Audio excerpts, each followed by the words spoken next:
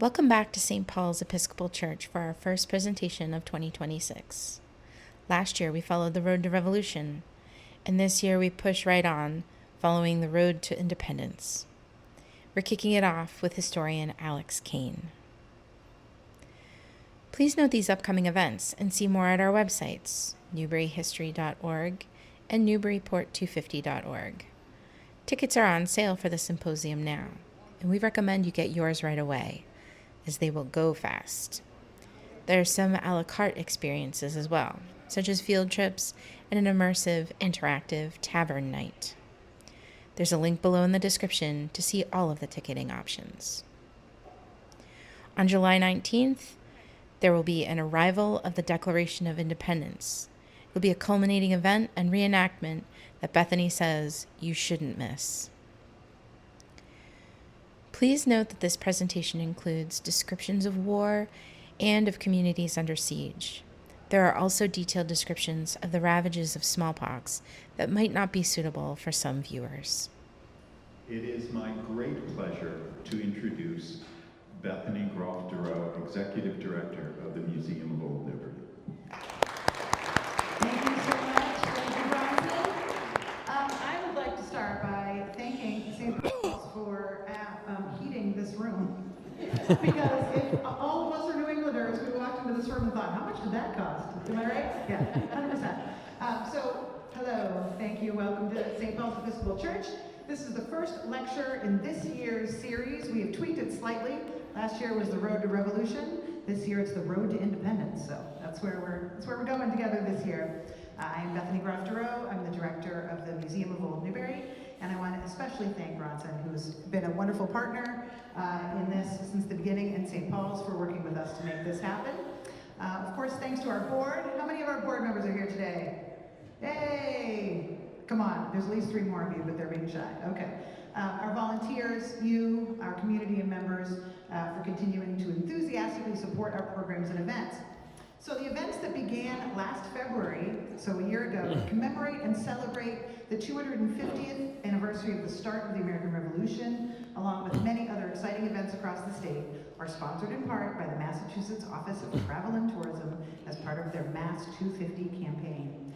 We are very grateful to be one of the communities chosen for the 2nd year in a row to tell our revolutionary story. This is a very competitive grant, and we, because of our strong partnerships and our incredible story, have received this grant 2 years in a row.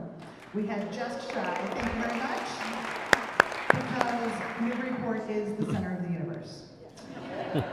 We had just shy of 10,000 people join us last year for Revolutionary War events in person, and we are thinking that we will beat it this year.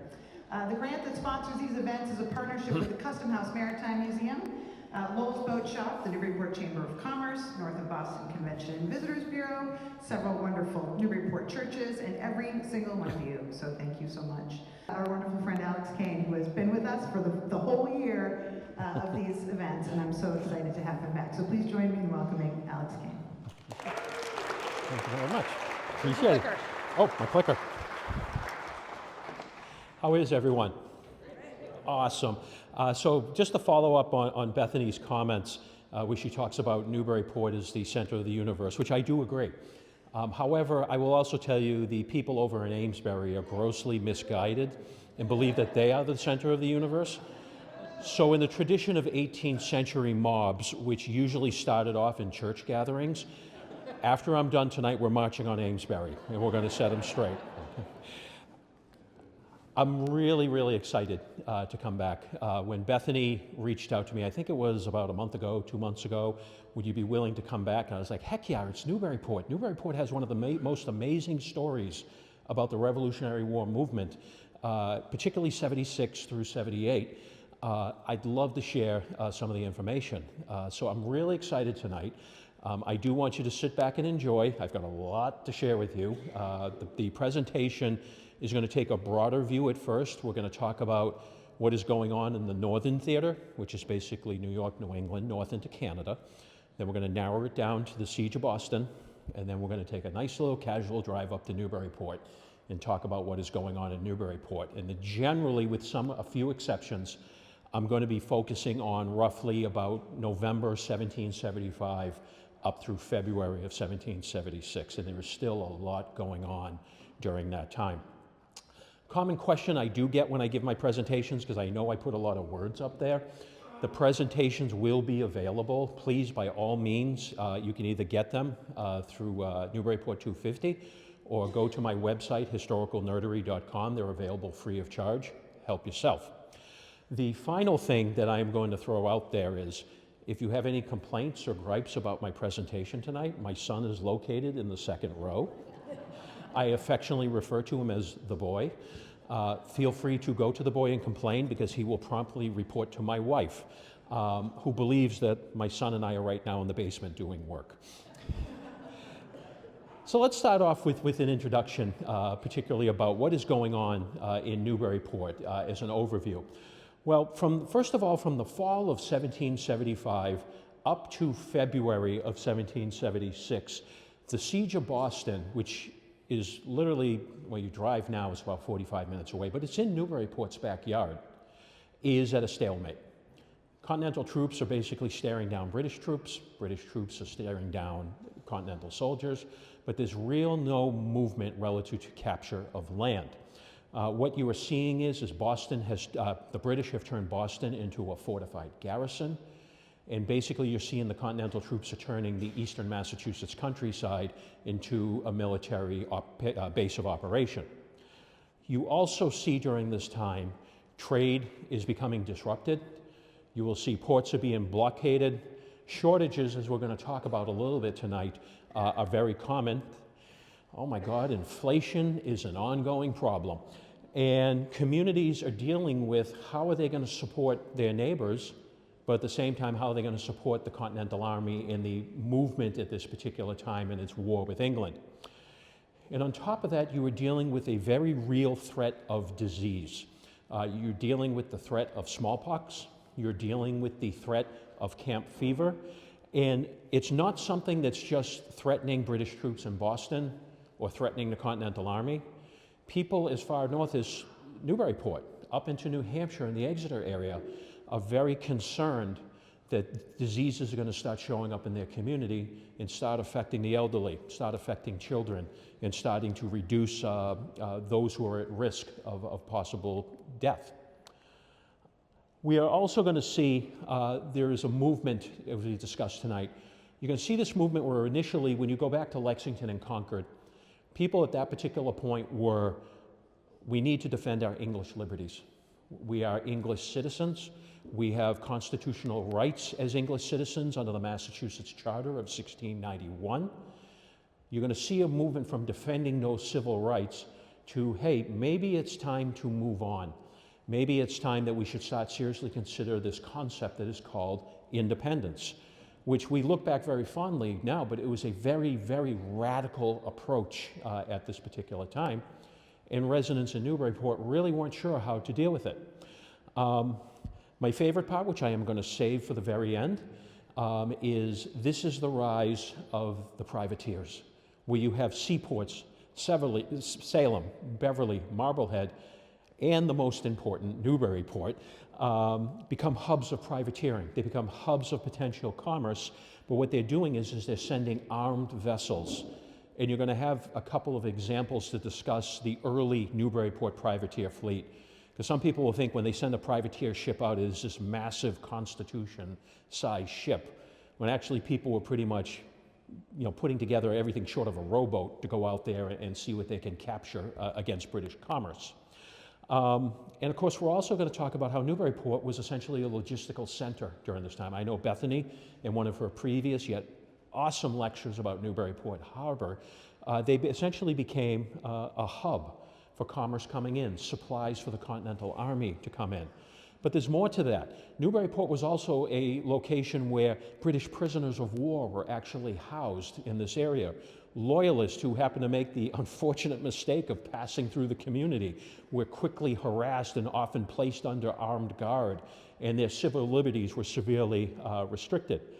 But you're also seeing hardships, losses. You're starting to see more and more demand being placed upon the community from outside sources. So what we are going to discuss tonight, and as a side note, this is my buddy from Newburyport, Rory Nolan. He lives over on Lime Street. Feel free to harass him, take some beer from him or anything like that, or if you want to babysit his daughter, you're more than welcome to. But we are going to talk about, we're going to take a look at what's taken place since my last lecture with you, which was the Battle of Bunker Hill.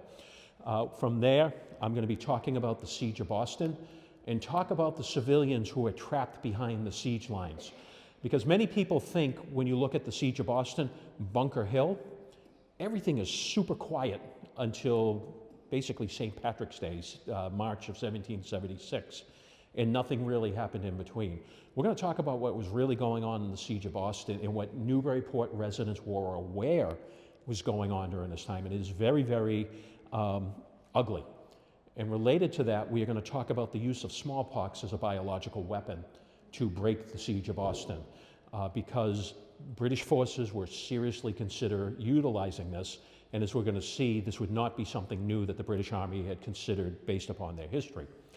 I will give you a snapshot of the Continental Army and the 3 regiments that have strong Newburyport ties during this time, and we'll also talk about a snapshot of Newburyport in 1776. Then we'll get into the rumblings of independence, particularly after this guy named Thomas Paine suddenly surfaces and starts spreading these wonderful ideas throughout all of the colonies. We'll talk about the plight of Loyalists in Newburyport.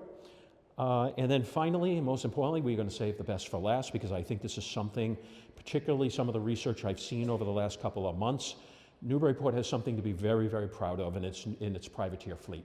And it's time to talk about how, while the Continental Army is stalled, Newburyport is basically saying, all right, let us step into the fight. We're going to show you how it's done. And they're going out into the sea to raid British shipping lines. Now, those, as you remember from my previous 2 lectures, I always have inspiration before we start. I'd like to start off with an inspirational quote to get you interested, to get you motivated. And I thought about, 2 things. First of all, I thought about this weather. This weather is god-awful. It really is.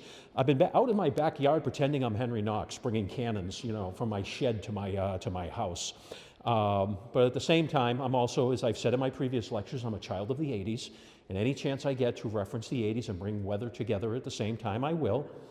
So always remember, when the weatherman says to dress like it's the mid-80s, be sure to dress like this. I do want to let you know, also in the audience are 2 of my neighbors growing up in North Andover. They will verify I really looked this good in the 80s. I had awesome hair. I had beautiful hair. All right. Let's take a look at the snapshots about what is going on in the northern theater of the American Revolution between July 1775 and 1776. I hope you guys in September had an opportunity to see Arnold's arrival in Newburyport, where we commemorated the 250. That was so much fun. These are a couple of the Newburyport riflemen. They pretty much were going to random places in Newburyport, taking pictures of themselves, climbing trees and shooting. So I had to include them in the lecture. But let's take a key snapshot about what is going on during this particular time. Before the Battle of Bunker Hill on June 14th, 1775, the Continental Congress officially adopted the New England Army of Observation. That's what they called themselves as they were laying siege to Boston. We are a New England Army of Observation.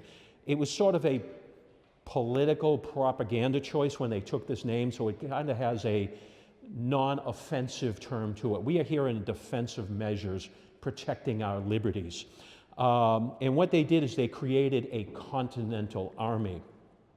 It further resolved, as you may have seen during September, to creation of rifle companies.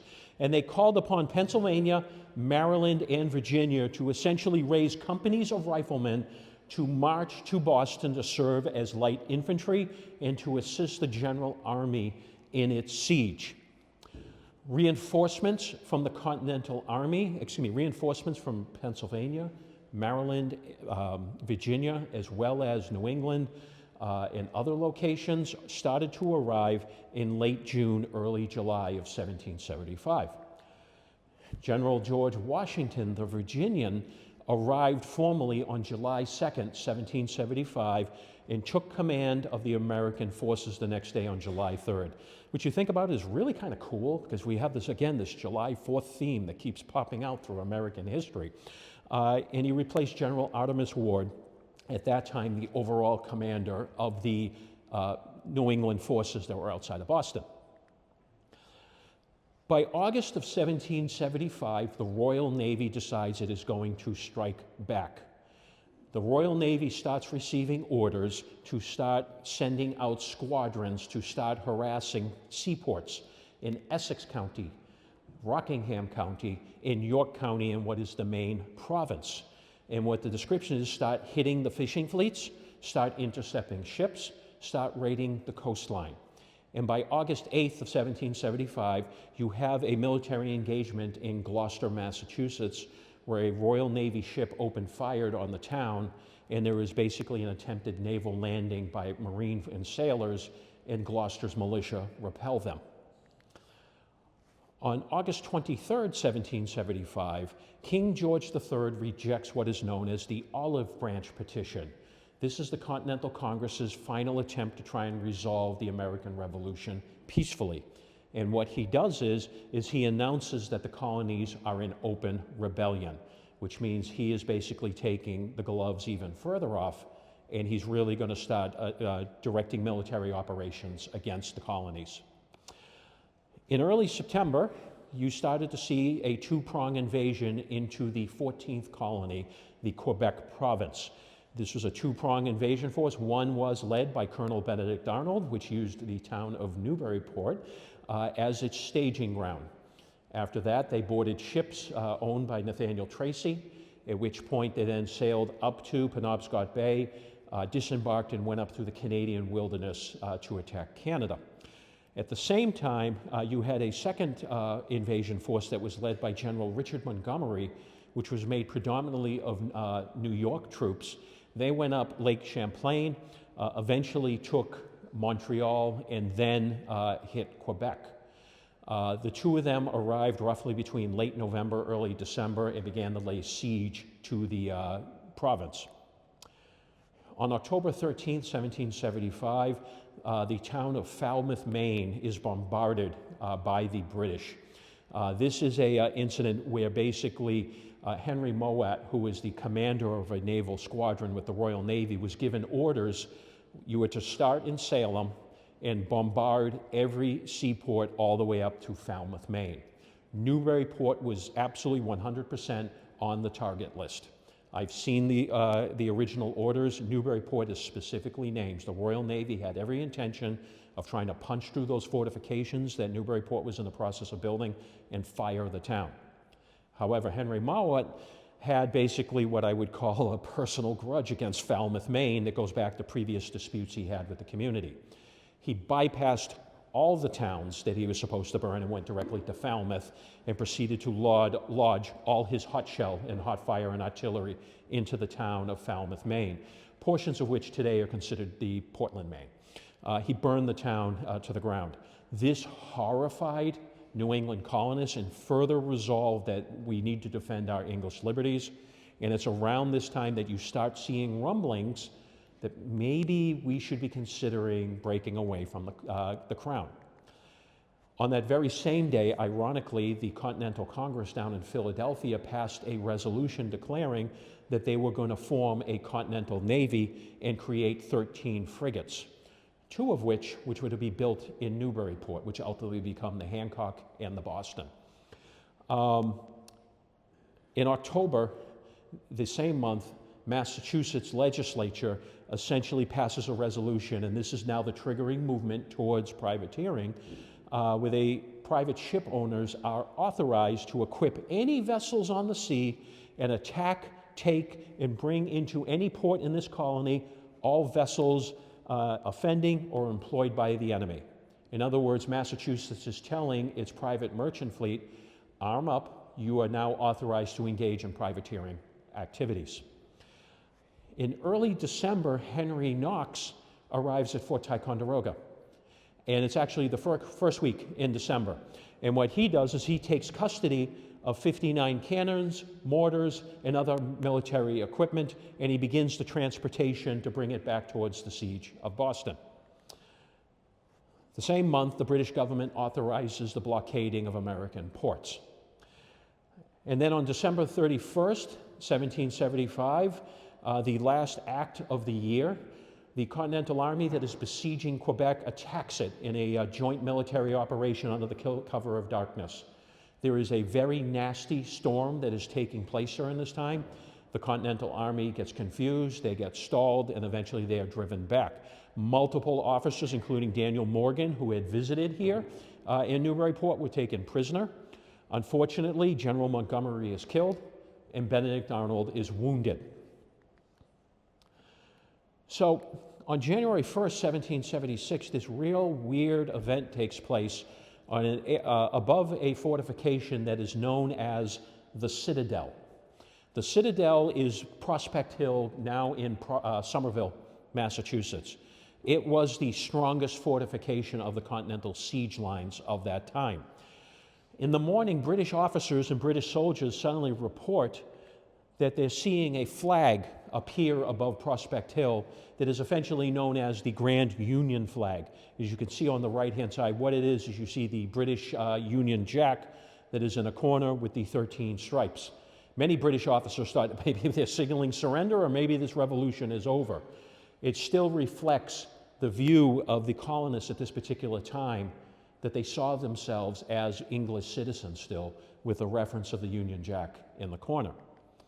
On January 10th, 1776, which we'll get into today, you see Thomas Paine's pamphlet, Common Sense, which advocates American independence, is published anonymously. It's published in a Philadelphia newsprint shop, but it's not until much later that he comes out and says, I am the author. Initially, it is produced anonymously. And on January 24th, 1776, Henry Knox arrives at the siege of Boston.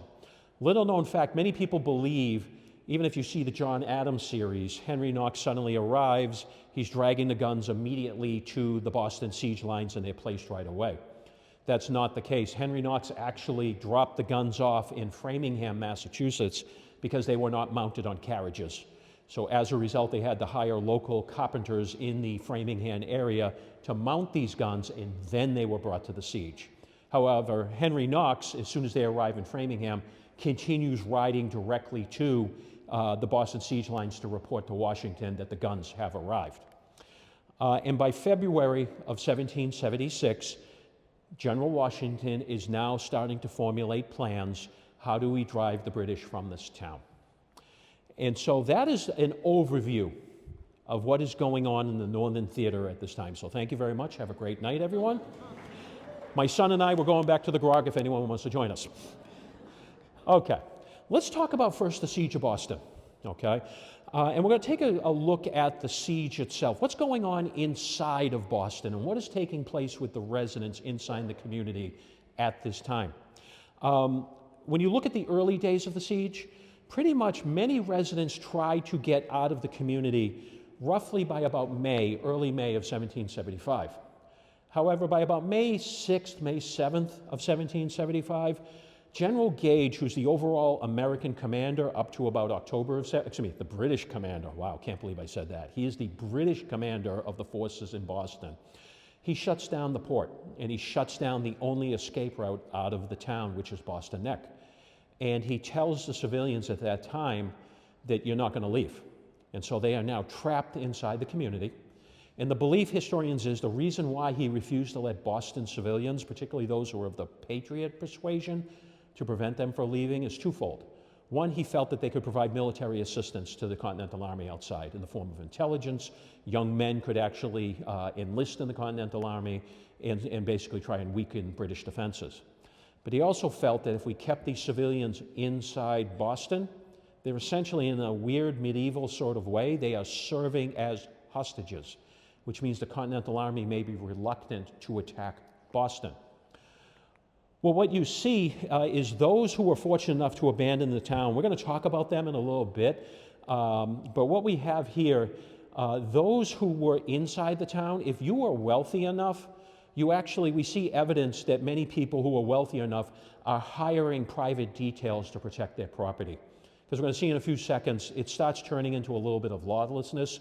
People start turning against each other.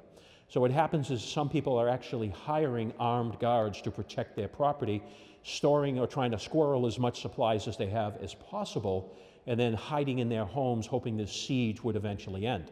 Because keep in mind, from the inside Boston, the civilian perspective is, they truly and legitimately believe that there's going to be a battle inside Boston, and they're going to be caught in the middle of a combat situation. The Reverend Andrew Elliott, he's a very interesting figure.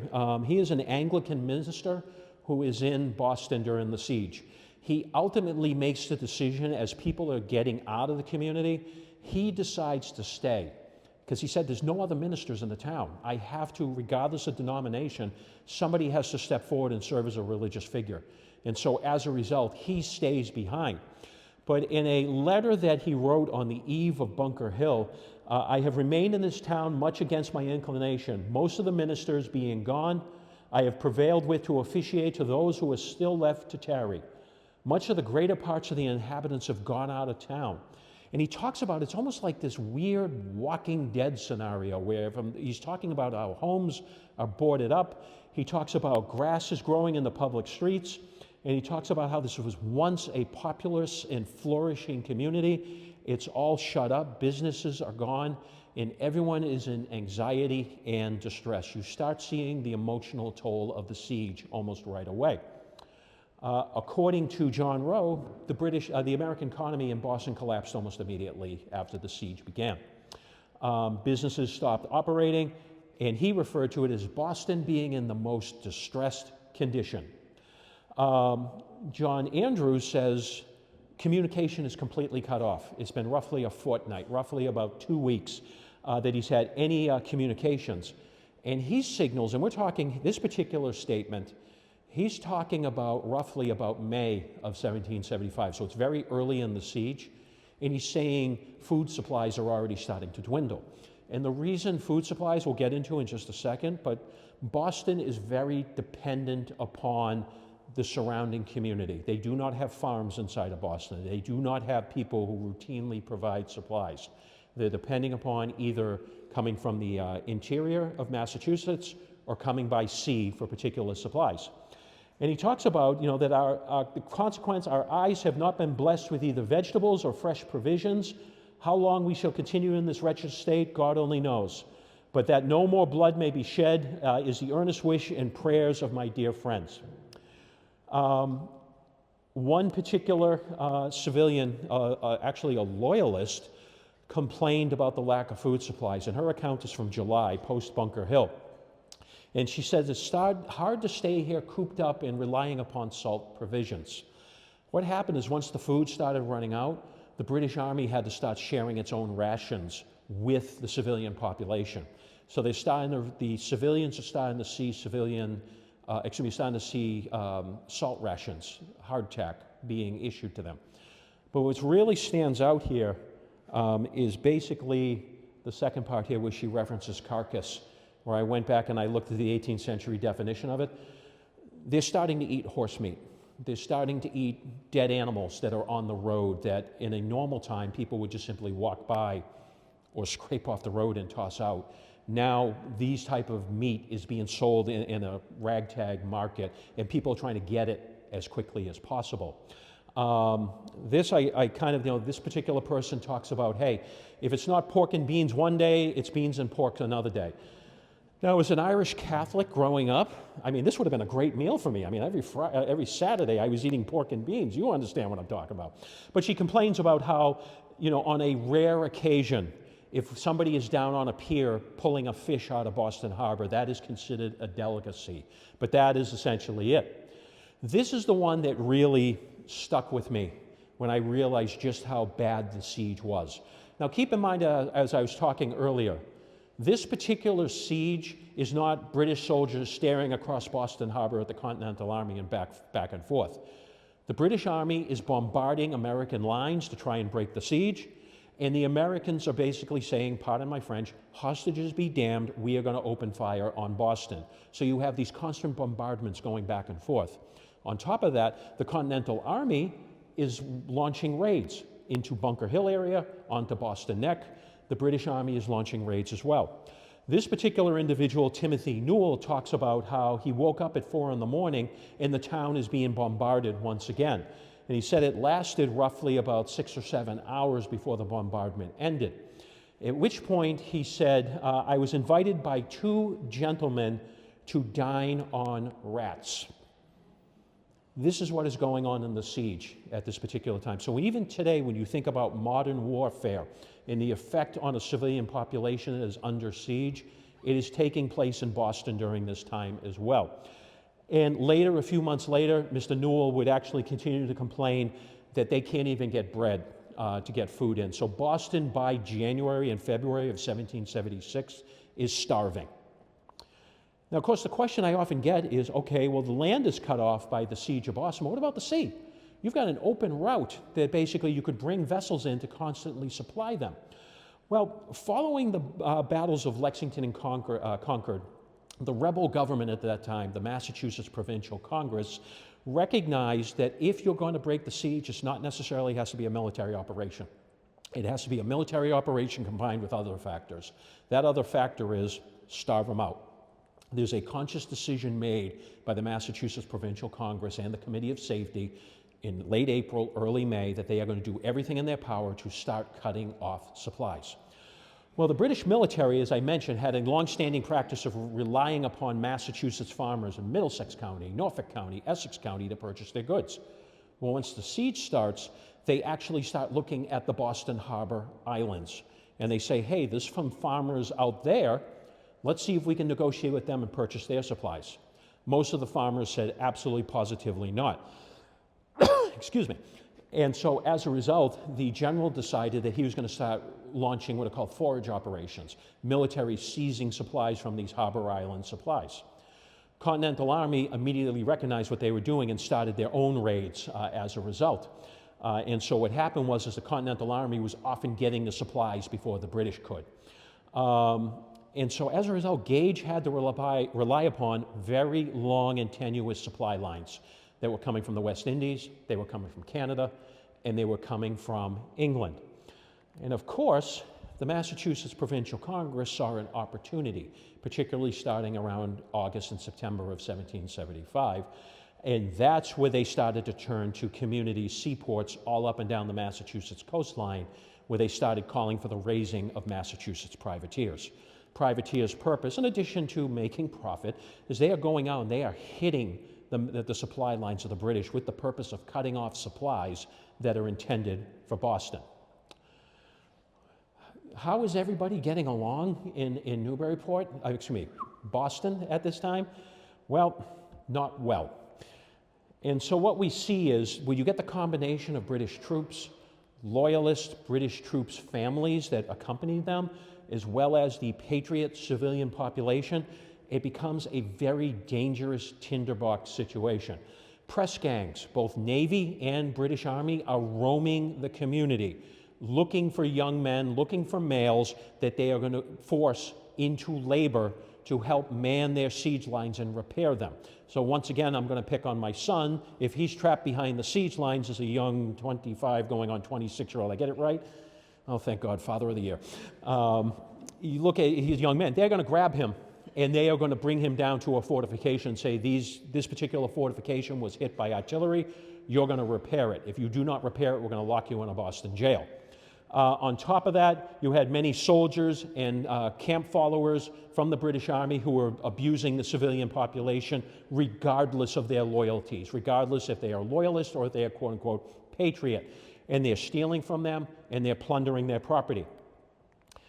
John Andrews complained, he was trapped behind British lines during this time, that the soldiers think that they have license to plunder everyone's house and store, including those who fled from the town, of which they've already given convincing proof that it's private property. British are simply disregarding, they're breaking into homes, they are attempting to consume any liquor they find valuables that they can steal and sell later.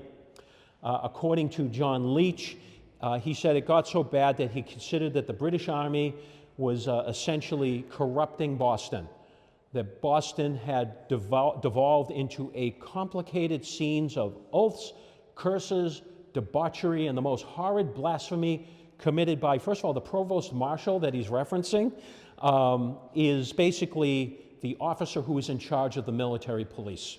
Provost marshal is the equivalent of military police in 18th century terms. So the head cop is helping himself to plundering. His deputy, his soldiers, some of the soldiers' prisoners are turning on other civilians and women as well. It kind of sounds like a cool place to hang out in. So after we're done with Amesbury, we're going to go back down to Boston and recreate this. But one of the most troubling things that we actually saw during this time, and this is something that I was not aware of until I read a research article, which I'm going to reference shortly, where there was this reference to, hey, the British were seriously contemplating using smallpox as a biological weapon to break the siege. Now, I'm going to give you a quick overview on smallpox. So for the young man who's in the second row here, pay attention because there's going to be a quiz later. And whether or not you continue on is as if you pass, okay? The Center of Disease Control believes that the origin of smallpox is unknown. But they are based upon looking at remaining mummies that date back at least 3,000 years, that it's present in Egypt during this time. Smallpox arrived in New England in the 17th century, particularly with European fishermen who were coming over, setting up temporary villages for a short-term time, and then heading back after fishing season was over.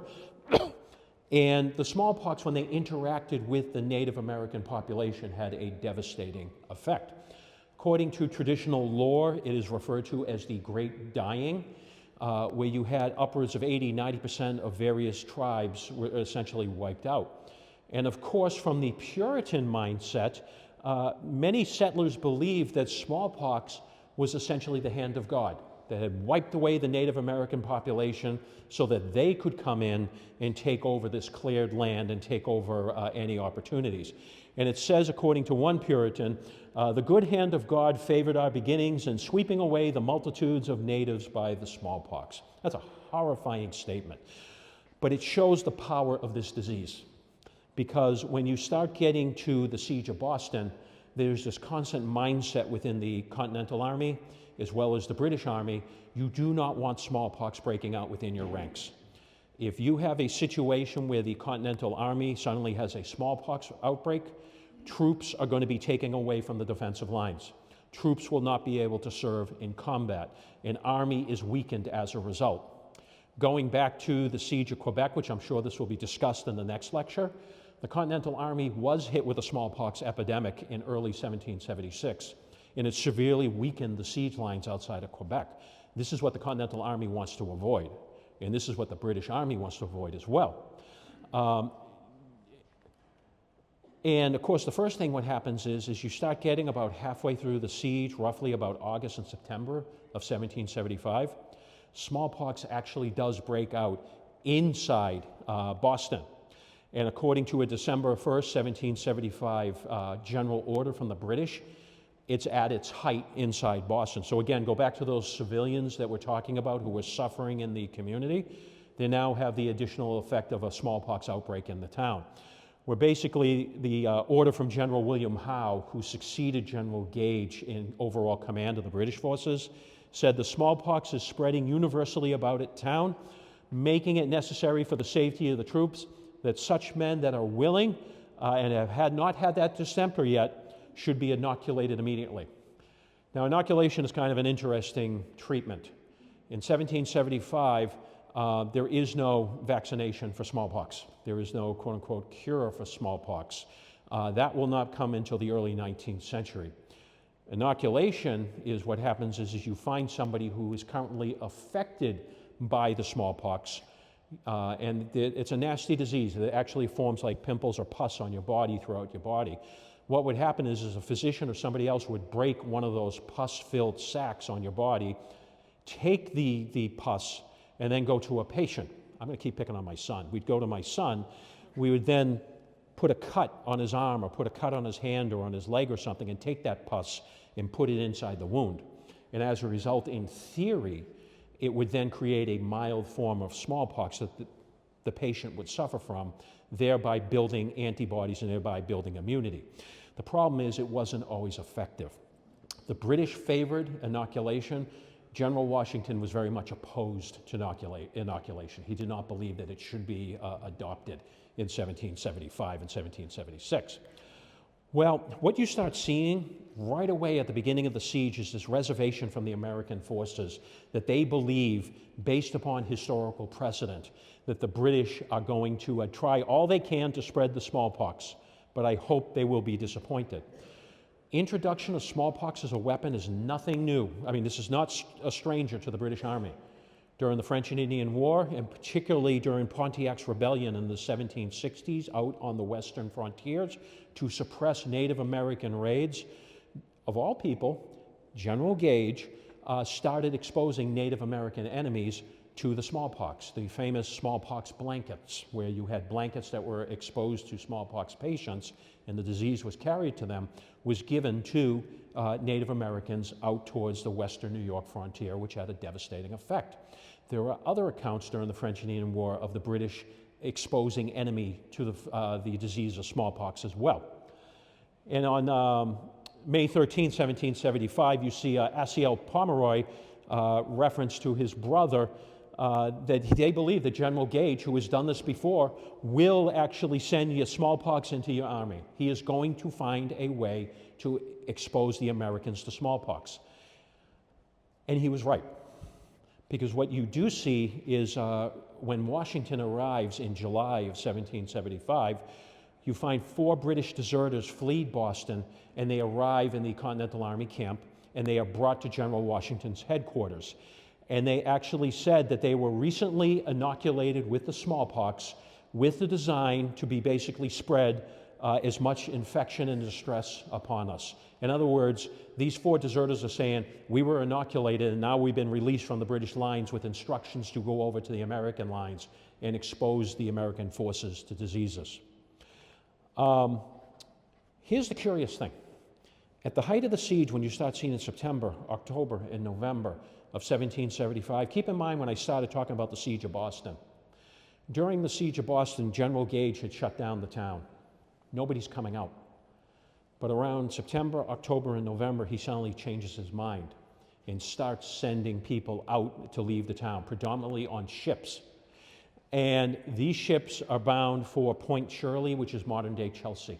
They're bound for Beverly. They're bound for Salem.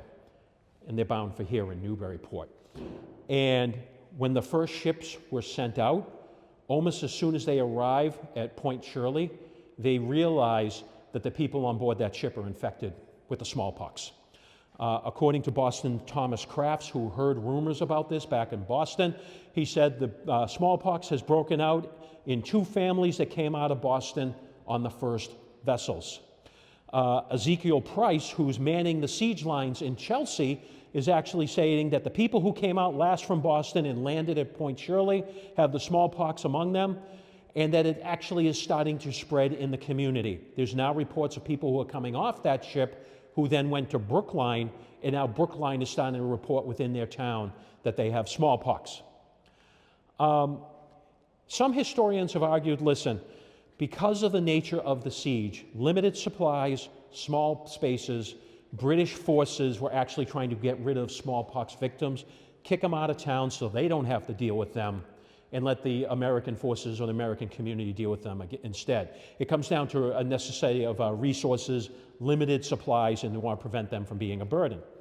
However, Ann Becker, who is the leading authority on this weaponization of smallpox during the siege of Boston, actually believes that this was an attempt to cripple the American lines.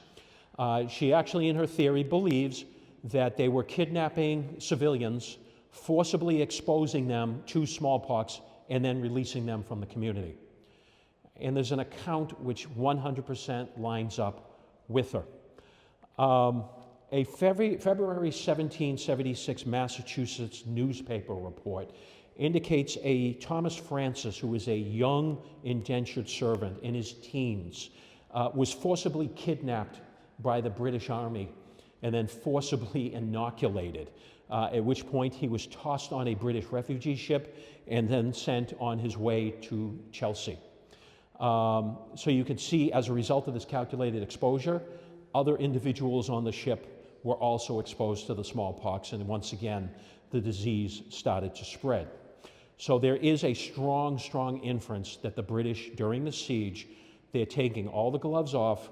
It doesn't matter if you're English citizens as colonists, we are going to break you one way or the other, and if that means we introduce a biological weapon to break you, we're going to do it. And of course, as final comments on the siege of Boston from the civilians' perspective, before we switch over to the Continental Army, you see within the siege, it has a tremendous negative psychological effect on the population.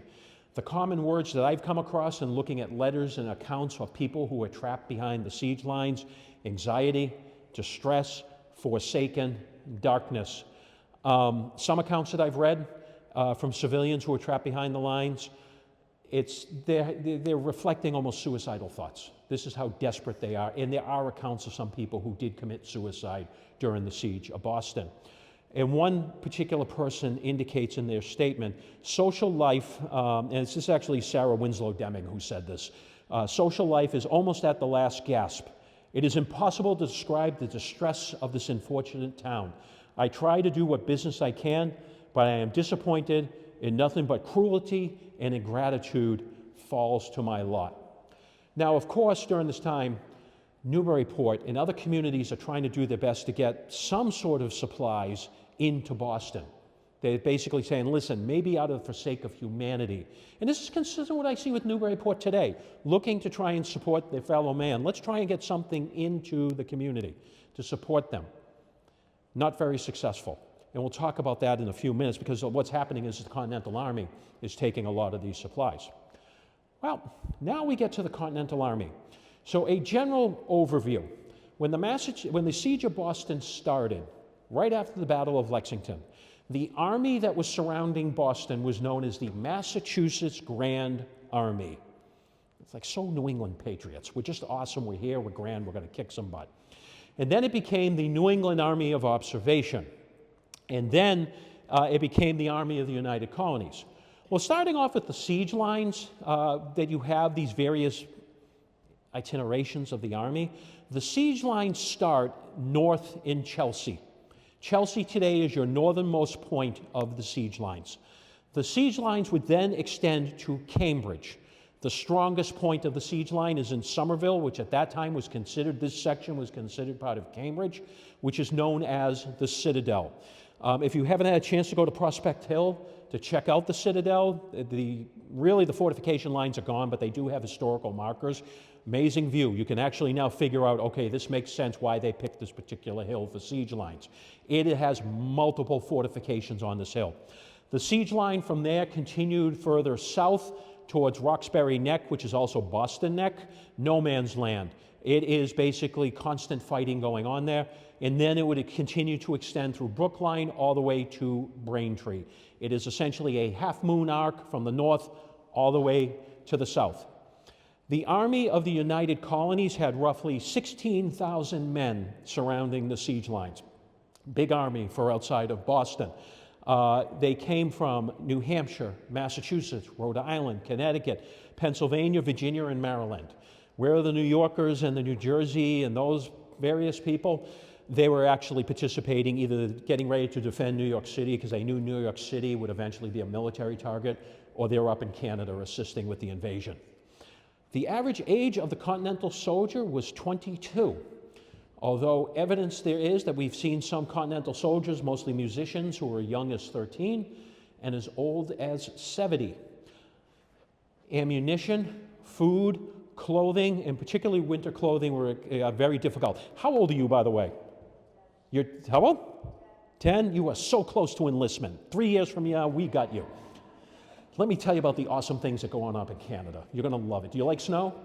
Oh, yeah, you're going to love Canada then. How do you feel about eating your own shoes? All right, we'll give it a shot. Ammunition, food supplies are all very difficult to get their hands on. Washington is constantly begging neighboring communities as well as neighboring colonies for supplies. There's a great letter that's out there that's in the New Hampshire Historical Society when he's pleading with the New Hampshire legislature, please, will you send us weapons? We don't have enough weapons to man the lines. And New Hampshire's response was, you got everything we got. We got nothing else to give you. So there's this massive shortage and constantly begging for assistance. There's almost a complete lack of uniform clothing. When you look at basically 19th century and early 20th century pictures, you see everyone in these blue uniforms with buff facings, and everyone looks regimented and awesome. Pretty much you have a complete mix. Some of the Rhode Island troops, some of the Connecticut troops did have uniforms. You do have evidence. Obviously, if you saw the 250th of Arnold's arrival in Newburyport, you saw the riflemen reenactors. They were wearing hunting shirts with the leggings. Some Massachusetts troops had uniforms, but the overwhelming majority of the Continental Army at this time was mostly civilian clothing. However, in October of 1775, Massachusetts troops start receiving their first uniform. And this is an artist's rendition of what they believe that uniform looked like. It is nicknamed the bounty coat. It's called the bounty because as part of your bounty for enlistment in this war, you would receive pay and a coat. It's a very short jacket, it has no facings, it's an ugly tobacco brown color. You would have buttons down the front and maybe buttons on the cuffs, and you would have a regimental stamp for your regiment. So if you served in the 10th Massachusetts during the Siege of Boston, your buttons would have the number 10 on it. Believe it or not, Massachusetts soldiers had a choice, accept the coat or accept payment. What do you think they picked? Money. So a lot of the coats were not issued, but they were originally an ugly brown, eventually they became an ugly blue. But this was essentially the majority of Massachusetts Continental troops, at least through the end of the Siege of Boston, is dressed in mostly civilian clothing with these bounty coats. And the other thing is, everyone thinks we're America, we're gonna kick butt, here we go. Everyone get along, high five each other. All right, you're from Pennsylvania, I'm from Georgia, you're from Massachusetts, let's go get them. The colonies hated each other, okay? The New England troops hated the Pennsylvania troops hated the New York troops, and pretty much everyone hated Rhode Island, okay? And there's one occasion, which is really a nice account, because the last lectures you've had with me, I picked on Amesbury, we're gonna pick on Marblehead a couple of times here. An overrated town. There were constant brawls between Marblehead sailors and Virginia riflemen. And there's one account during the Siege of Boston where it started off as a playful snowball fight in Harvard Yard, suddenly turned into a full-out fist fight between the Virginia riflemen and the Marblehead sailors, where they're beating on each other. General Washington himself had to ride up and break up the fight. And there's a great account how he's smacking heads and he's yelling at people, and all the soldiers scattered. But this is a common problem that you see throughout the siege. You also have mutinies already starting during the siege. The Connecticut line in December of 1775 said, we've had enough. We got lousy pay, we're not getting supplies, we got poor living conditions, we're marching back to Connecticut. And they marched home. A good chunk of the Connecticut line just left. And as a result, militiamen from Essex County, including Newburyport, had to be called up to temporarily man the siege lines to protect them. And of course, what happened in 1775 is that the enlistments ran out. So when the Battle of Lexington and Concord happened, many of these people who enlisted to serve for the Siege of Boston thought it'd be over pretty quickly. And so most enlistments lasted until December 31st, 1775. So you have this issue that you got to extend the army and get new enlistments. So the Continental Congress created a new 27 regiment Continental system, the 27 regiments being made up from all the 13 colonies. And they had to go back and recruit new people or try and convince the veterans to try and stay. And the awful thing was Washington actually during this time issued an order saying he will not allow patriots of color, black soldiers, to serve within the Continental Army ranks. The New England officers objected furiously, and they said, no, no, no, no. And eventually Washington relented, allowing black patriots of color to re-enlist if they had previously served. He will ultimately change his mind on that, particularly when he sees Glover's brigade, which is has several large percentage of black soldiers in it. He did a 180 on that position. And of course, when we take a look at Newburyport, and this is where we're going to start slowly transitioning towards Newburyport, this is something that I think, when we look at the privateers, well, what's going on in the land? Newburyport absolutely answered the call to serve within these Continental regiments. And you see Newburyport has ties to 3 regiments in the area.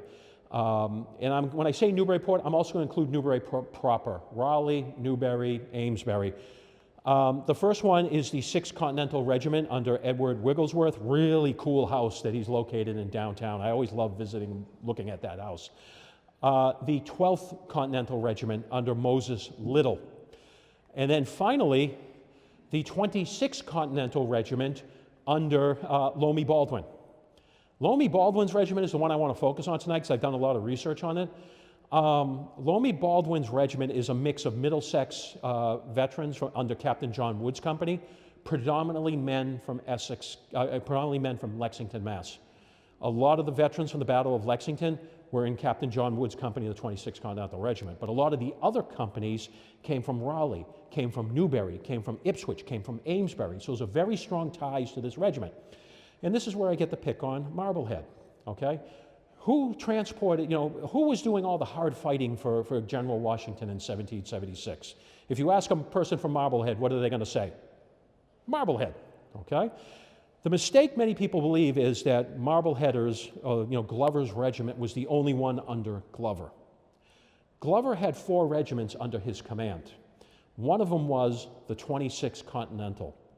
The 26th Continental was a nasty fighting unit. I mean, very nasty. They were covering on Kipps Bay in Pell's Point on the retreat on the Long Island campaign. German mercenary troops are pushing hard. It's the 26th Continental that marches up and stops them cold. They're the ones who actually participated throughout the entire campaign. So the next time you hear, like, hey, it's Marbleheaders who saved, Glover and his Marblehead regiments who saved, General Washington Army at Brooklyn Heights, who helped them cross the Delaware, things like that, you can absolutely positively tell them without reservation, hey, it's the 26th Continental Regiment from the Newburyport area that also helped save his butt as well. Don't forget that. And by the way, they were in part of the same brigade as General Glover and his Marbleheaders. And if you really want to see, there's a historian who's coming out with a book within the next month or 2. He's actually found evidence that it was not Marblehead that transported the Continental Army over the Delaware River for Trenton. It was actually contracted ferrymen from Pennsylvania. You drop that in Marblehead, you'll be banned for life, but again, this talks about the importance of this community of Newburyport and the surrounding towns. 26th Continental was stationed at Chelsea Point, so all those smallpox victims that are coming in is the 26th Continental that's dealing with them. The 6th and 12th Continental regiments were stationed at the Citadel. And of course, many of the enlistees dragged their feet to show up for enlistments. This is a letter from Horatio Gates that was published January 19, 1776 in a Newburyport newspaper, basically saying, hey, officers NCO enlisted, where the heck are you? You were supposed to show up on January 1st and you've yet to show up for work. You need to show up or you're going to lose your commissions. We're going to arrest you and prosecute you for desertion. So there's this problem that's going on after, the Army is converted from this early 1775 unit to a 27 Continental Regiment, 27 regiments of soldiers that aren't even showing up. And of course, there are many dangers on the line as well. This particular drawing, it's kind of neat. It was drawn roughly about 250 years ago this month. And what it depicts is, it's Roxbury Neck that's on fire following a British raid. It's a British nighttime raid that they retaliated for an American attack roughly a couple of weeks before where the Americans attacked Charlestown. So during the siege lines, their lives were not completely uneventful and boring. They're constantly bombarding each other. They are constantly raiding each other. There are deadly firefights that are taking place on the siege lines. And particularly the 26th Continental, because they are on that extreme flank of the siege lines, they're being sent out into Boston Harbor on sandbars or out on rowboats to conduct intelligence operations, what is going on with the siege lines. So there's this very dangerous situation that is taking place. So with all that said, what's going on with Newburyport during this time? Absolutely nothing. They're all at the grog partying. So to give a snapshot, what is taking place in the winter of 1776, they're really in this weird, unique position by February of 1776. On the one hand, as we're going to see shortly, privateer operations are starting to swing up and are in full operation, which means potential profits, potential seized goods, other opportunities are starting to come into the community, and there's this opportunity that's coming in. But at the same time, the Continental Army and the Massachusetts government is pressing Newburyport very hard for supplies. They're basically, first of all, asking for firewood. Give us as much firewood as you can so we can keep our troops warm during the winter. Do you have gunpowder? We need gunpowder because we really don't have many gunpowder mills here in Massachusetts. We need as much gunpowder as possible.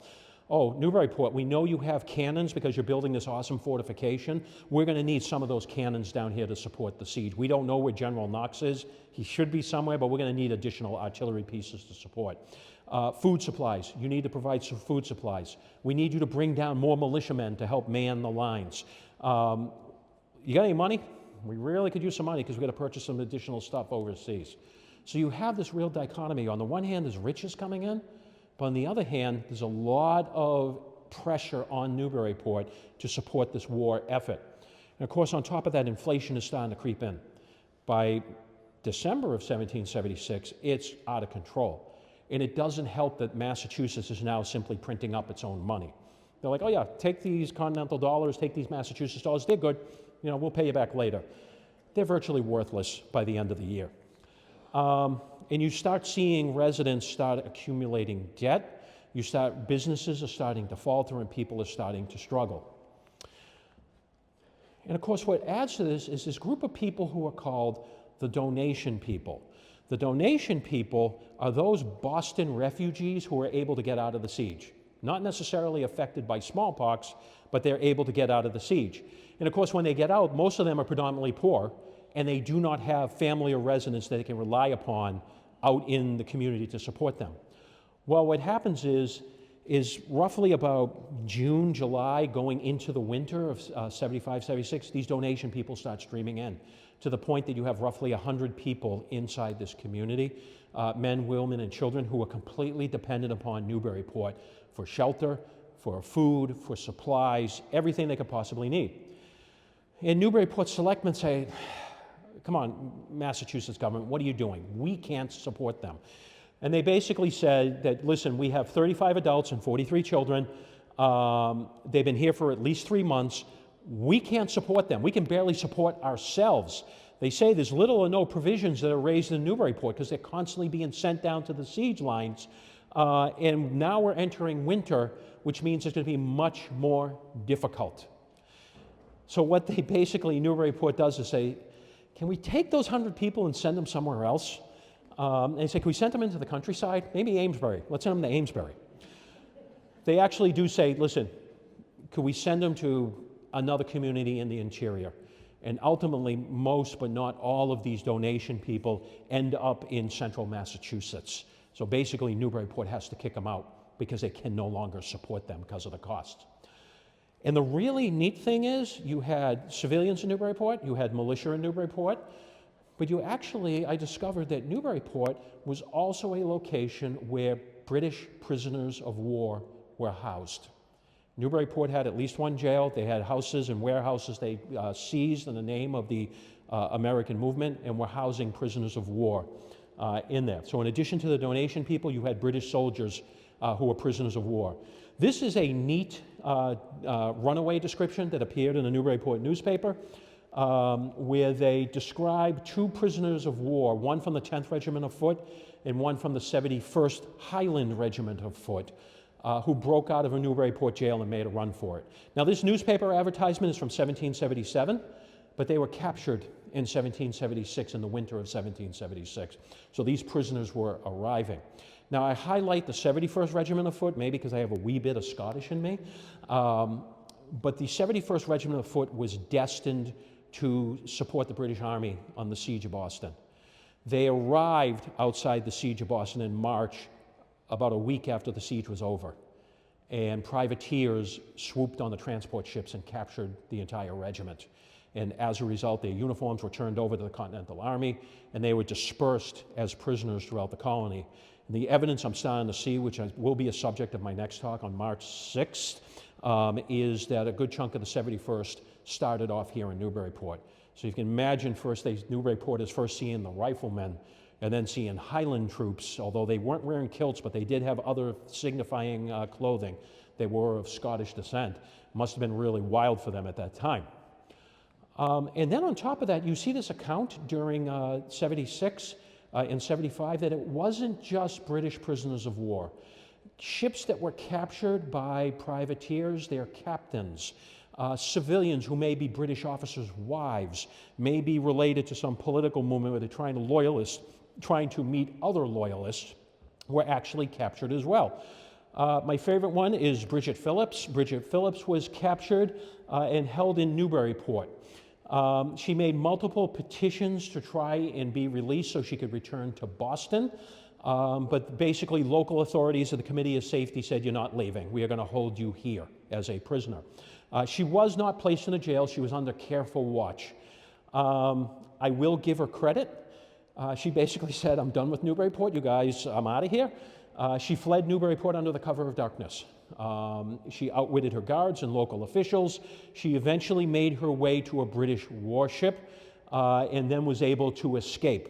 This became a scandal within the Massachusetts Provincial Congress and the Massachusetts Legislature, and they conducted an investigation in how she was able to get away. There were no findings that were determined.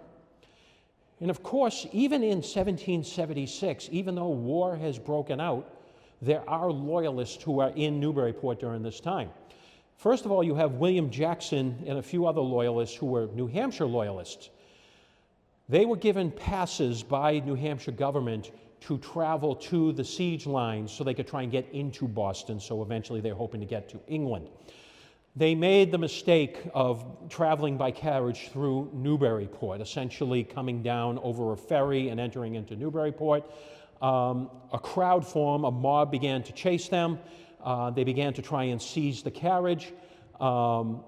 Newburyport Committee of Safety had to put a small guard around them to protect them, to honor the pass so they could get down to the siege line. Didn't have an effect. Newburyport residents are pelting them with various stones, eggs, mud. Some people are going up and actually punching the loyalists. They had to abandon their carriage, and basically they had to walk the approximate 40 lines to the siege line to get in there. You have Henry Atkins, who in 1775, he was still, even during the siege of Boston early on, he was still trying to perform his duties as a customs officer here in Newburyport. That must have gone over really well. He was quickly arrested and jailed for 2 months. His family was denied access to him. After much petition, he was eventually allowed to be under home confinement, and where he remained until he fled Newburyport ultimately. And then John Gray, who is a son of a prominent Boston loyalist, Harrison Gray, he was captured by a Newburyport privateer. And as a result, he was brought into Newburyport and imprisoned in February of 1776. It actually took patriot families from the Cape Cod area to petition Newburyport to allow his release and let him travel down to Barnstable to remain under strict house arrest. So you see this constant theme where loyalists, because they are on the wrong side of this particular war, you're seeing constant violation, ironically, of their civil rights and their civil liberties. And this is an interesting advertisement that appeared in 1776 in Newburyport. When I first looked at this advertisement, you're going to see it goes on. It talks about how several, 3 to 4 individuals broke out of an Exeter jail. And this is in a Newburyport newspaper. When I researched these individuals, I initially thought, because most of them are from New York, and I'm going, oh my God, these loyalists in New York were arrested, taken into custody, and then shipped away from their home into Newburyport. Well, I eventually learned, no, they were actually on a British transport vessel, and they were taken prisoner by Newburyport privateers. They came into Newburyport and eventually were transported up into Exeter, where they housed in Exeter jail. But as soon as they broke out, first people, they figured they were going to be making their way to the Boston siege lines. they're notifying Newburyport, be on the lookout for these individuals. So when you look at the description, they talk about the clothing they're wearing, which is a sign, this is how you look for these particular suspects during this time. So now we get to this really wonky document. When you take a look at, what's going on in January of 1776, Massachusetts is at this really crazy crossroad. The residents of many communities are starting to say, it is not in our best interest to remain part of the British Crown. We may want to start thinking about independence. And you start seeing also in January of 1776, many of the American colonies are starting to write their own constitutions. They're starting to draft documents which are going to either outright or imply that we're going down the road towards independence. You like how I mentioned that for the promoting the lecture series? Okay. 20 miles to the north, Exeter. That is the seat of the New Hampshire government at this particular time. They draft in January of 1776 a state constitution, which essentially declares independence from England, just 20 miles north of here. And New Hampshire basically abolishes in their constitution of 1776 royal rule and basically vests all authority for the state in their legislature. It is the first state constitution you see where they are actually moving to independence. In Massachusetts, you see particularly Lexington, Methuen, Haverhill, Plymouth, Worcester are all passing resolutions as early as January of 1776 calling for independence. Several Essex County towns closer to the North Shore are calling for a county convention similar to the Essex Convention of 1774 to discuss the concept of American independence. John Adams is struggling with himself right now. He sees that we're going down the road toward independence, but he does not know what the structure of the government should be. And here's the real ironic thing. When you take a look at Newburyport, Newburyport in January of 1776 is sort of taking a middle-of-the-road approach. They're urging caution. Do we really want to go towards down the road of independence, or we want to try and resolve this within the confines of the British government? And on January 19th, 1776, an article appears on the first or second page of the Essex Journal, where an anonymous writing is called An English Patriot's Creed. And it does two things. The first thing is it justifies American resistance to Crown military actions. It says we're justified in Lexington and Concord, we're justified at the Siege of Boston, we're justified in resistance. The actual word used in there is resistance. Again, tying into, again, I'm apolitical, but talking about modern politics, resistance. But it also says we should act within the confines of the English governmental system. We do not want to break away. And here is the beginning of that article that appears in that January 19, 1776 newspaper. And it goes on for a little bit. But here's the real ironic thing, where you have this article appearing in that newspaper. About a page or two later is instructions on how to make gunpowder. So you see on the one hand they're saying, let's stay within the confines, but at the same time, this is how we're going to continue to resist. Well, you see in mid-January, Common Sense argues from this anonymous publication that comes out of Philadelphia that Americans are not only justifying in resisting Britain, but fully capable of creating an entirely new political system, helping shift the conversation from protest and resistance to full independence.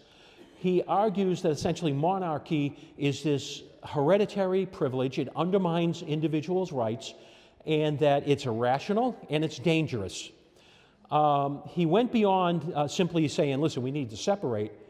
In Common Sense, he actually goes in, this is how the government should be structured.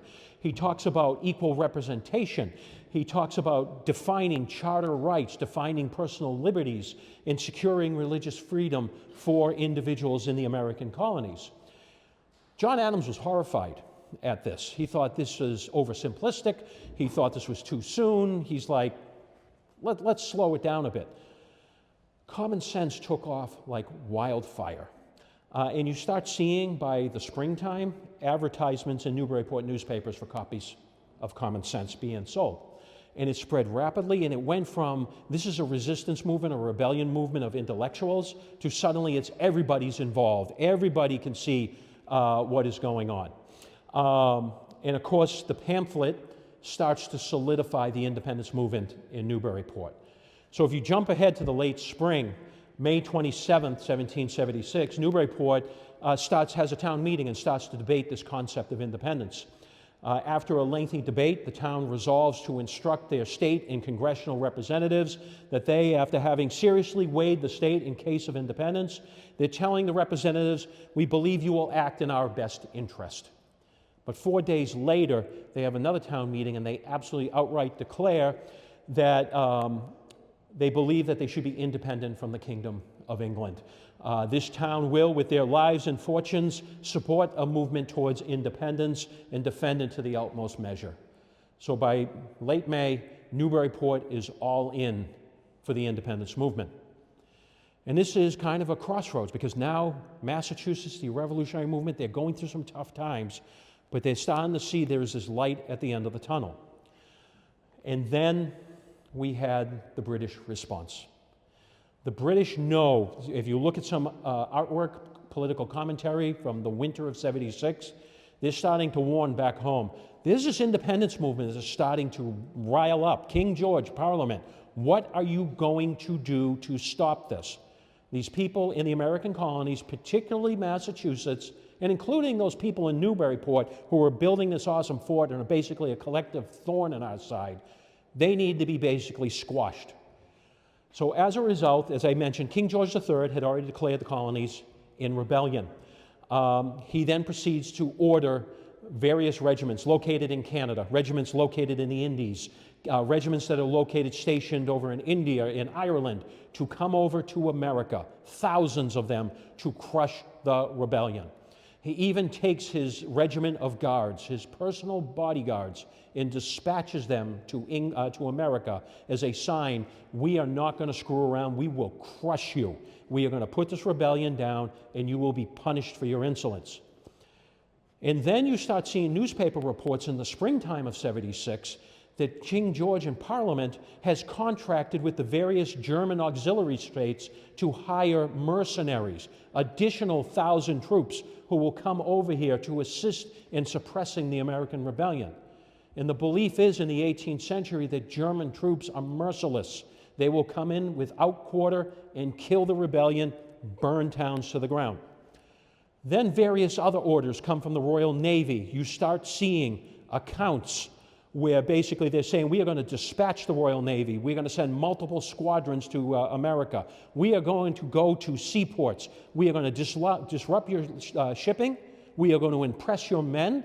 We are going to burn your town to the ground, and we're going to seize your ships. If you are going to rebel, you are going to rue the day that you ever went against the crown. And how does Newburyport respond? Newburyport responds, bring it. Newburyport answers, we will unleash our wolfpack.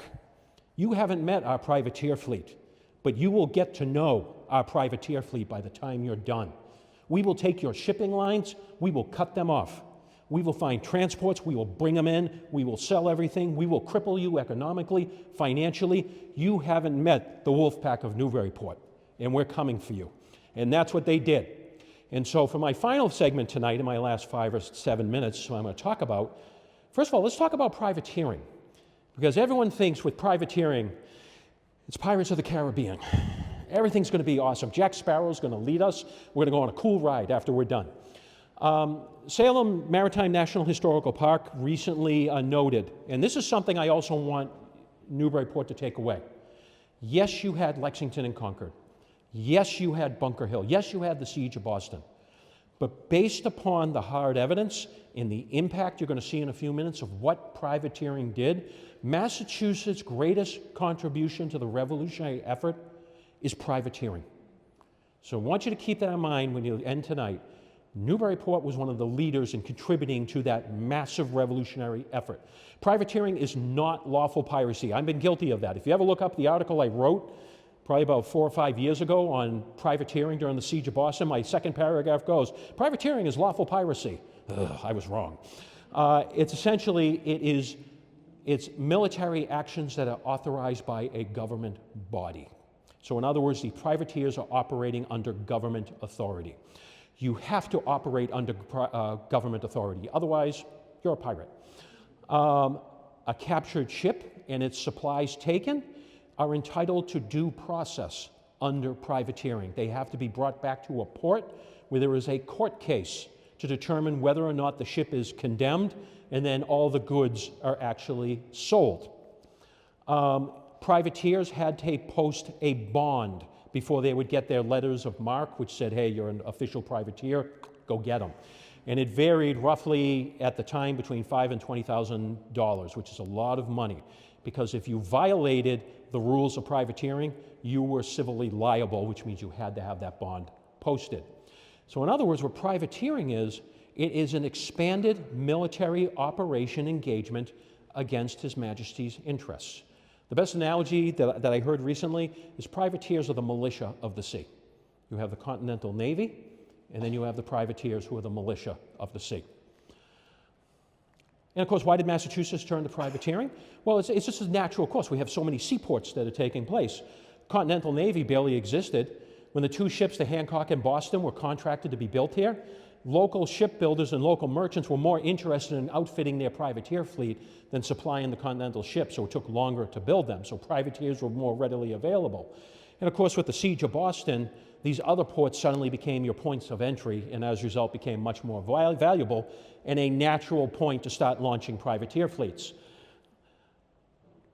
And of course, when you take a look at the scale of early privateering, Salem, Newburyport, Marblehead, and Beverly dominated the first year of privateer operations. And there is evidence, which I'm going to share in just a second, that there's some very forward-thinking people here in Newburyport, particularly William Coombs, who is thinking well ahead of Lexington and Concord. I may want to get my hands on various armaments to start supplying my ships in time of warfare. He was an advocate very early on as head of the Committee of Safety in Newburyport to start arming up merchant vessels to harass the Newburyport fleets. And in 1775, roughly between Battle of Lexington and Concord and Bunker Hill, he went to French Guadeloupe and pretty much started buying up French arms, French artillery, French muskets to start supplying his ships. And that included as well, if he bought a surplus, so whatever wasn't available for his ships, he turned around and started selling them to his fellow merchantmen as well, and also sold them to the Continental Army. In 1775, across Massachusetts, you had 15 privateer voyages, mostly out of Essex County.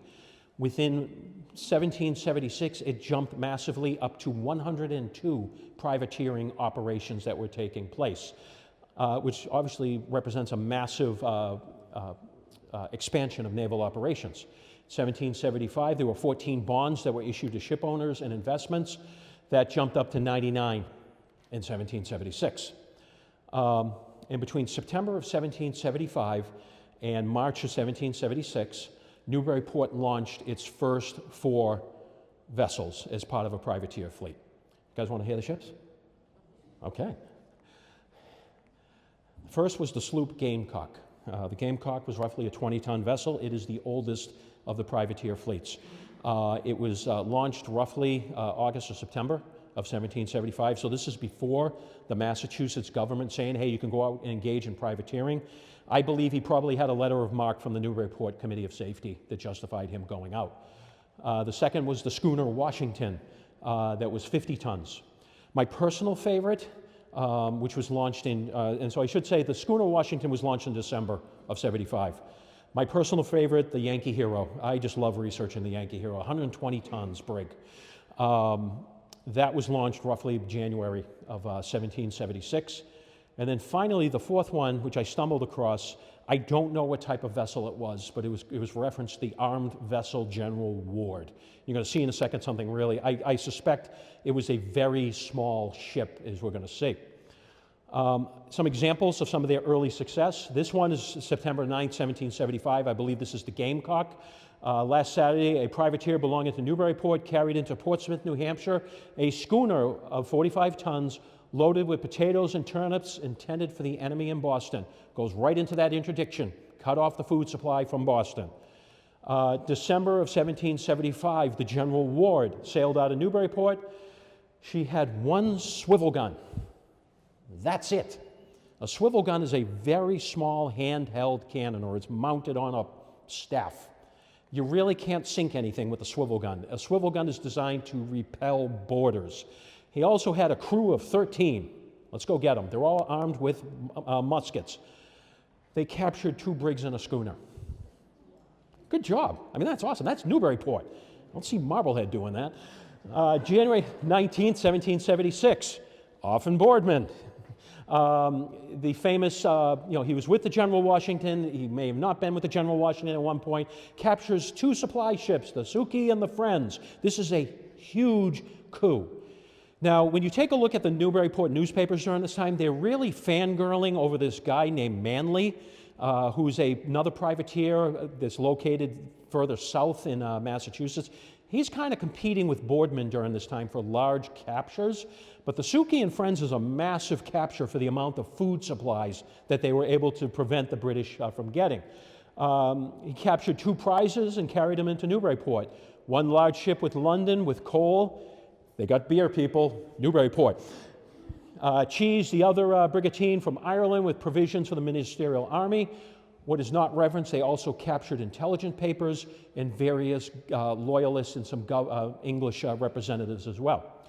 The Yankee Hero on March 6, 1776, brought in another ship as well, loaded with coal, cheese, bound for Whitehaven to be used of the ministerial butchers under the command of General Howe, governor of Boston. This is the 5th prize out of 8 that has sailed from the above port.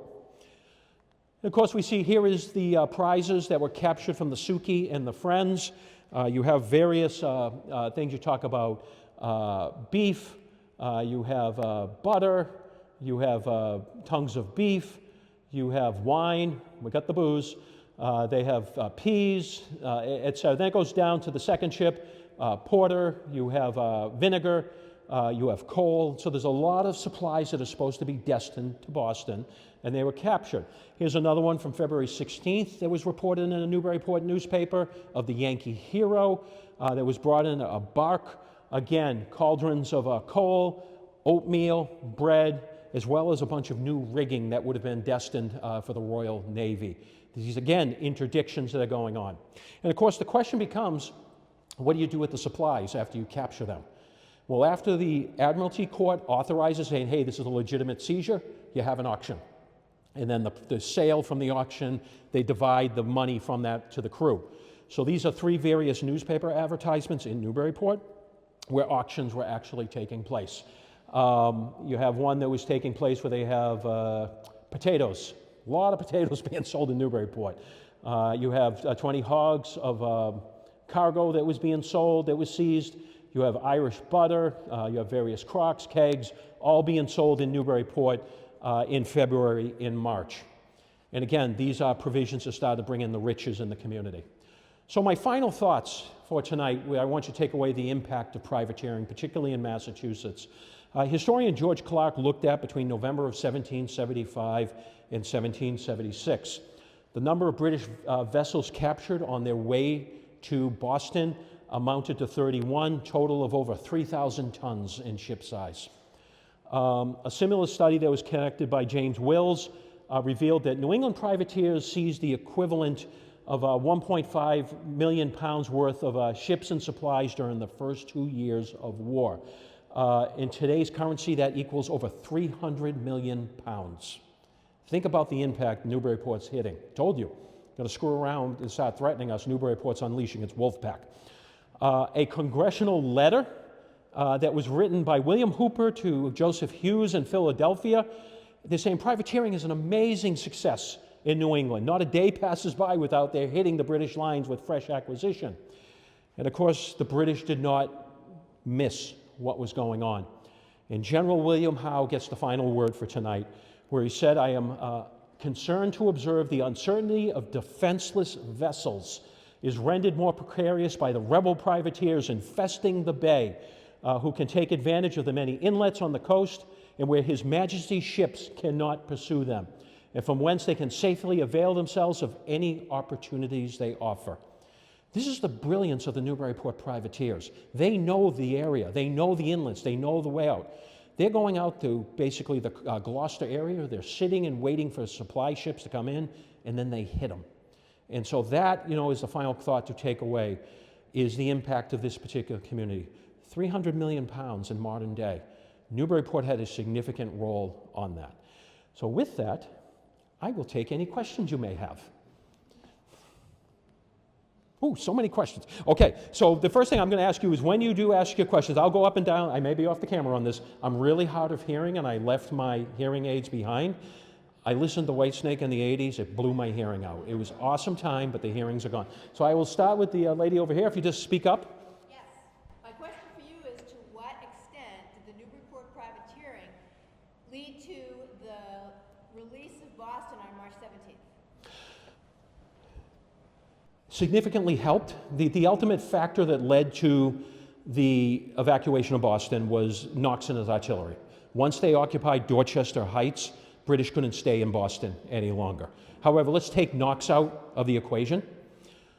I believe that the privateering, including Newburyport, would have significantly impacted to the point they're saying we just cannot maintain this town anymore because we've run out of supplies or we're dwindling on supplies, and they would have had to abandon it at that point. And by February of '76, Howe is already saying, I can't defend this town much longer. We've got limited supplies, it's become untenable, I need to move to New York.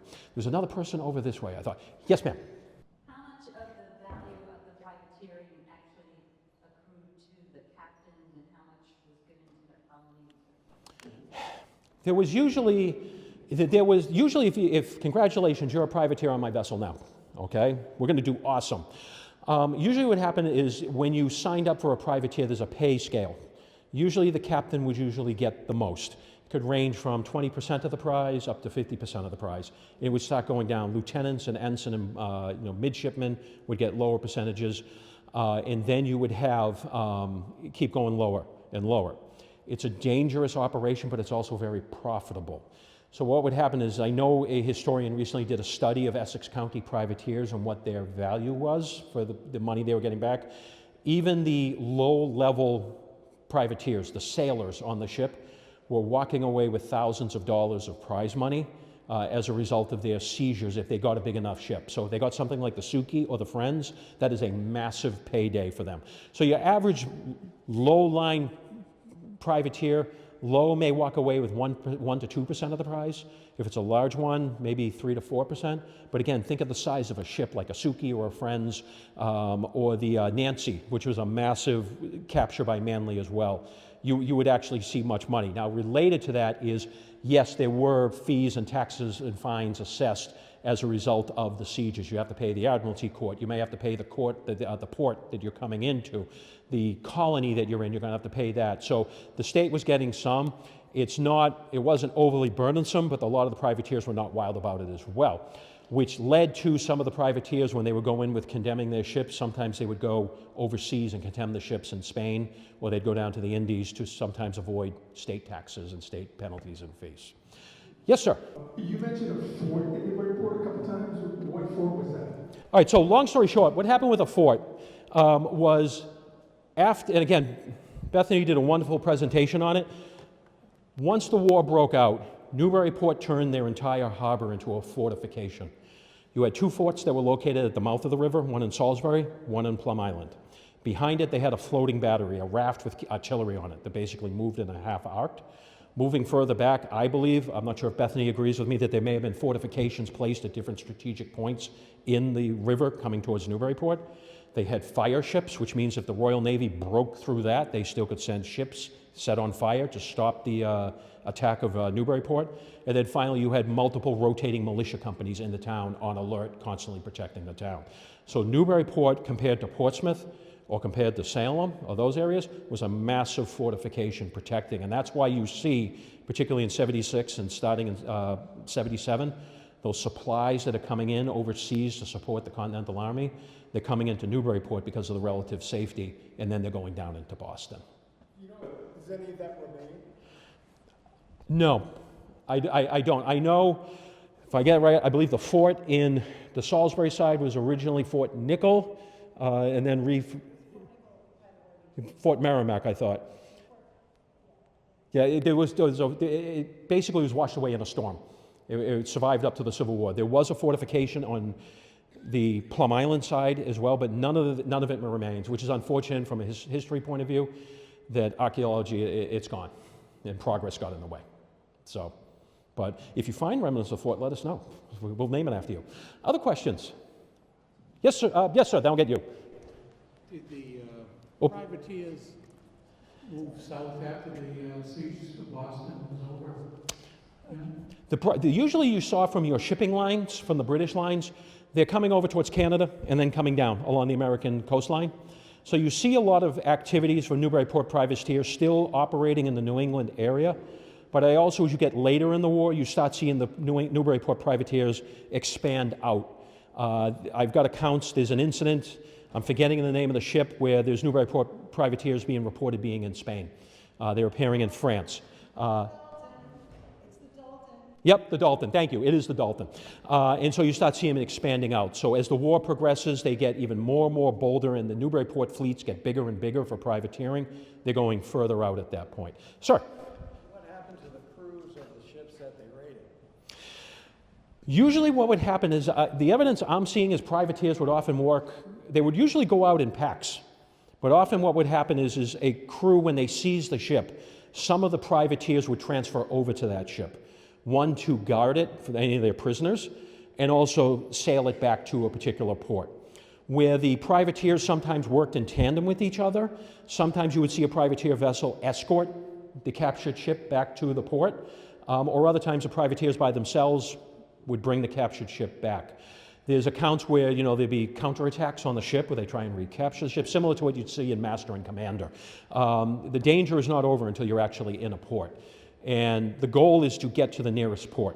It's not necessarily, hey, I'm way out at sea, we're going to sail for Newburyport so I can tell all my friends what I did. You want to get to the closest port so you can get that ship condemned, turn the prisoners over to a land base, and then take it from there. The other thing I should mention is with those captured ships, a lot of those were turned into privateers. My personal favorite is the Thorn, which was a British frigate that was captured by Newburyport privateers and then converted into a privateer. And what they would do is they would sail up to the Royal Navy convoys, pretending to be a British vessel, slide right into the line, drop the flag, bring up the American, and they were quite successful till they were captured. And if you visit my website, Historical Nerdery, I have a drawing of the Thorn. It's from about 1790 because it was recaptured by British and then used in the French wars of the 1790s. Other questions? Because I do not want to go home. My wife thinks I'm still in the basement. She's going to have more chores for me. Keep your mouth shut, boy. Yes, sir, in the back. What you got against Marblehead?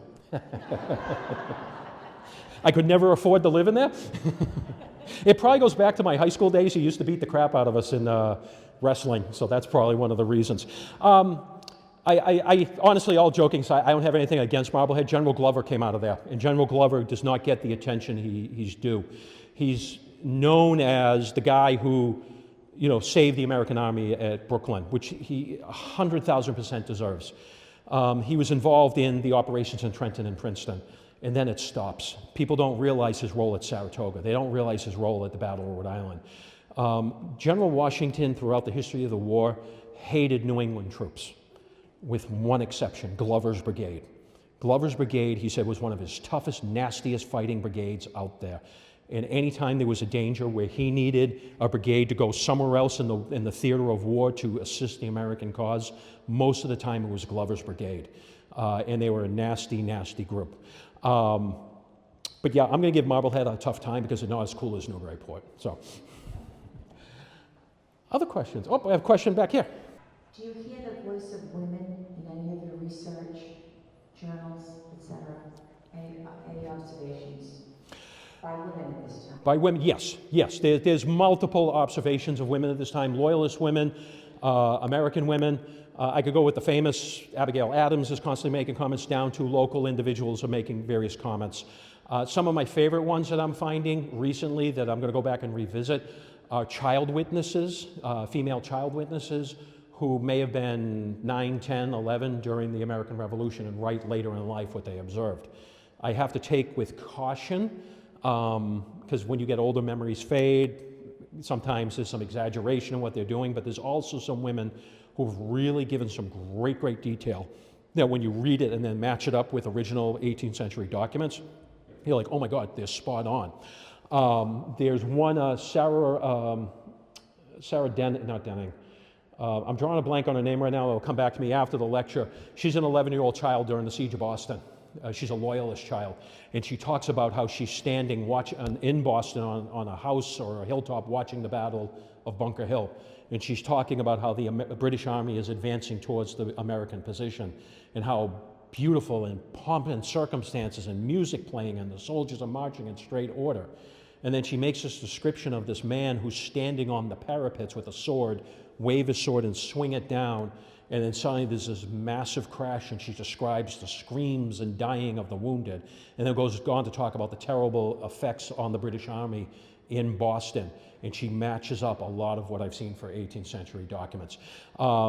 It's one of my projects on historical nerdery. I try to get the civilian experience from war, and I do have to rely upon a lot of female perspective. I do encourage Massachusetts Historical Society, the New England Colonial Society, and various other. You go to those websites, they have a lot of period accounts, and historical nerdery. I have that stuff on my website. All right, I don't think there are other questions. Is everyone ready to go to Amesbury? All right. Well, thank you very much. Very quick, shameless promotion. I am hosting a battlefield tour in March. If you're interested, be sure to scan my QR code. It's an all-day tour, covers a bunch of stuff. And of course, if you ever want to follow me, here's my website. So thank you very much.